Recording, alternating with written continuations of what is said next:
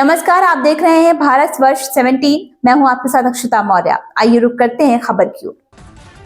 दिल्ली विधानसभा चुनाव के नतीजों पर शिवसेना यूबीटी सांसद संजय राउत ने कहा, यह आम आदमी पार्टी और कांग्रेस दोनों की जिम्मेदारी थी। उन्हें बैठकर सीट बंटवारे पर चर्चा करनी चाहिए थी, लेकिन दोनों ने अलग अलग चुनाव लड़ा और हार गए। भाजपा चाहती है कि हम आपस में लड़ें। अगर हम इस बात से खुश हैं कि आप और कांग्रेस हार गए हैं, तो यह लोकतंत्र के लिए अच्छी बात नहीं है।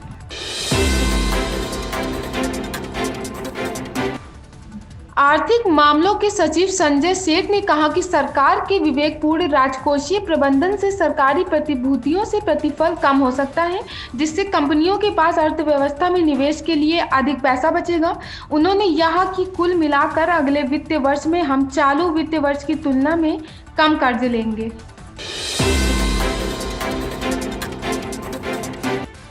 बीजेपी सांसद मनोज तिवारी का कहना है, अरविंद केजरीवाल उस सीएजी रिपोर्ट को क्या रोकना चाहते हैं जो वह 2013 में लहराते थे। पीएम नरेंद्र मोदी ने सही कहा था कि सीएजी रिपोर्ट विधानसभा के पहले सत्र में पेश की जाएगी। आप दिल्ली से INDI गठबंधन भविष्य देख सकते हैं। उन्होंने कांग्रेस को किनारे कर दिया है। ये बहुत ही आवश्यक था।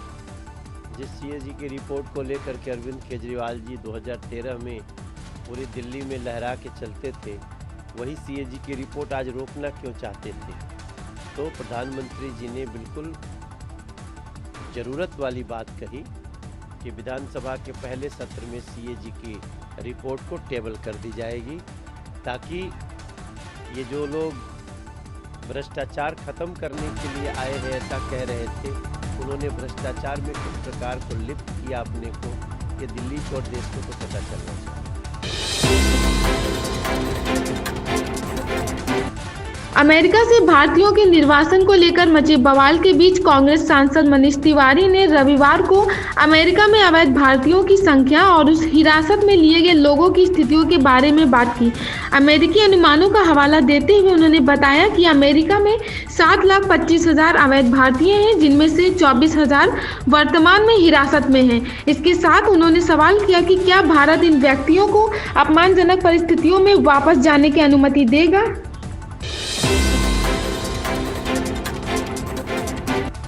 इस विधानसभा चुनाव में बीते 10 साल से दिल्ली की सत्ता पर आसीन आम आदमी पार्टी आप का किला ढह गया है।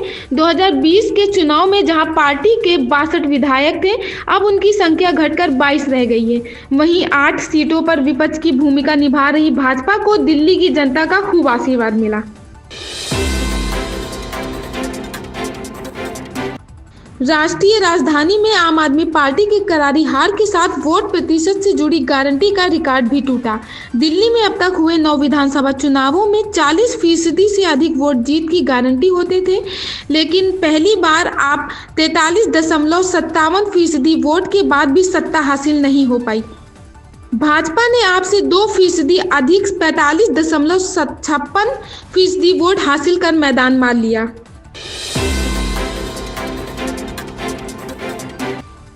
दिल्ली विधानसभा चुनाव के नतीजों पर केंद्रीय मंत्री चिराग पासवान का कहना है, सबसे पहले मैं प्रधानमंत्री मोदी को धन्यवाद दूंगा, क्योंकि यह उनके विजन और लोगों के उन पर विश्वास की जीत है।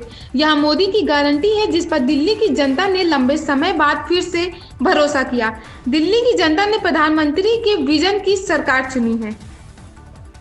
देखिए, सबसे पहले तो मैं हमारे प्रधानमंत्री आदरणीय नरेंद्र मोदी जी का उनका मैं धन्यवाद करूंगा, क्योंकि ये उनकी सोच, उनके विश्वास, लोगों का उनके प्रति विश्वास की ये जीत है।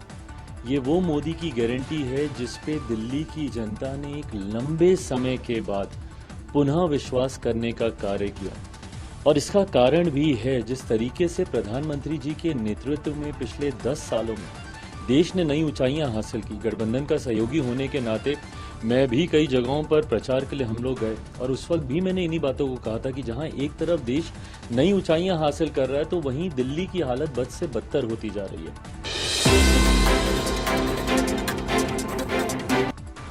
भारत गुजरात के गांधीनगर में पहली बार बहुक्षेत्रीय तकनीकी और आर्थिक सहयोग के लिए बंगाल की खाड़ी पहल बिम्स्टेक युवा शिखर सम्मेलन की मेजबानी कर रहा है। विदेश मंत्रालय MEA द्वारा जारी विज्ञप्ति के अनुसार यह सम्मेलन 7 से 11 फरवरी तक चलेगा। यह शिखर सम्मेलन बिम्स्टेक देशों के युवा नेताओं को क्षेत्रीय सहयोग और उभरती चुनौती पर चर्चा करने का एक मंच प्रदान करेगा।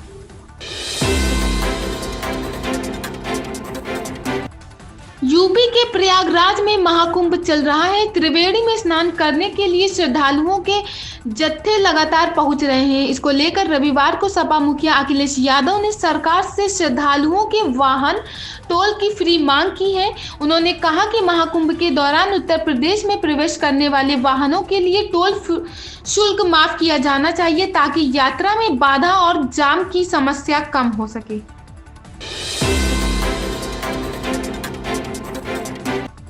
बांग्लादेश की उथल पुथल पर बीजेपी सांसद सुजीत कुमार कहते हैं, बांग्लादेश ने खुले तौर पर भारत विरोधी रुख अपनाया है और साथ ही अब उसने पाकिस्तान के साथ समझदारी की है।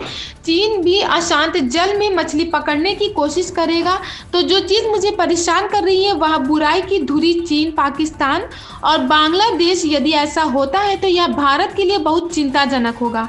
हम चाहते हैं कि बांग्लादेश में स्थिति सामान्य हो और सुधार हो और आवामी लोग के कार्यकर्ताओं, अल्पसंख्यकों, विशेषकर हिंदुओं पर हमला निंदनीय है। मुझे लगता है कि यह दुर्भाग्यपूर्ण है कि मोहम्मद यूनुस, जो नोबेल शांति पुरस्कार विजेता है, अल्पसंख्यकों पर हमले पर आंखें बंद रहे हैं। इसलिए हम बांग्लादेश के घटनाक्रम पर कड़ी नजर रख रहे हैं। हम केवल यही आशा करेंगे कि अच्छी समझ बनी रहे और बांग्लादेश में स्थिति जल्द ही सामान्य हो जाए। इस खबर में बस इतना ही। बने रहिए भारतवर्ष 17 के साथ।